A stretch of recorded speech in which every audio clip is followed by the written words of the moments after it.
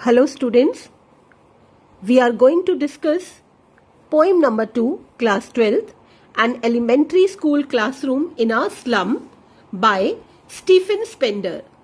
Stephen Spender concentrated on themes of social injustice and the class struggle.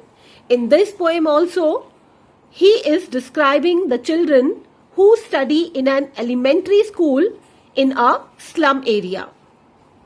The beginning lines are, far, far from gusty waves, these children's faces like rootless weeds.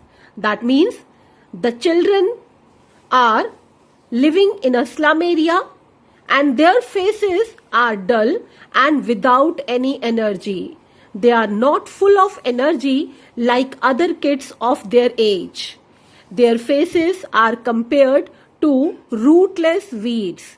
Here, the writer wants to say that these children seem to be unwanted, like the unwanted weeds which grow on their own in the fields.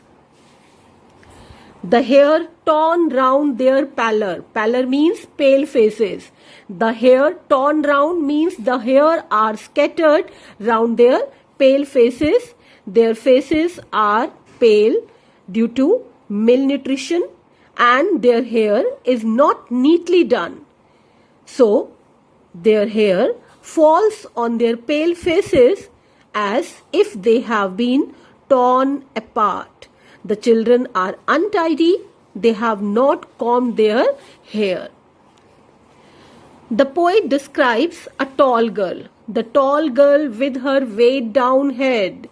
The poet is telling about a tall girl who is sitting in the class with weighed down head and his head is bent, maybe because of tiredness, because of hunger, because of illness or because of weakness. There may be any reason of her bent head. The paper seeming boy with rat's eyes. There is another boy who is so lean and thin that he has been compared to a sheet of paper and he reflects rat's eyes. My dear children, rat is the symbol of hunger and greed. So, rat's eyes means that the child is always searching for food, right? The boy's eyes reflect greed and he wants food. So, his eyes are compared with rat's eyes. The stunted, unlucky heir of twisted bones reciting a father's gnarled disease. Then he describes another boy who is physically disabled. The poet says that this boy is very unlucky because he inherited a disease from his father, and in this disease the bones are twisted, right? So he has a deformed body which is due to a disease which he inherited from his father. His lesson from his desk, that means that boy is reciting his lesson from his desk. At back of the dim class, one unnoted, sweet and young. There is another boy who is sitting at the back of the class.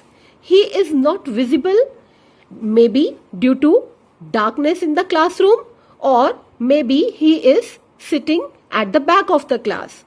But his eyes live in a dream of squirrel's game in the room other than this.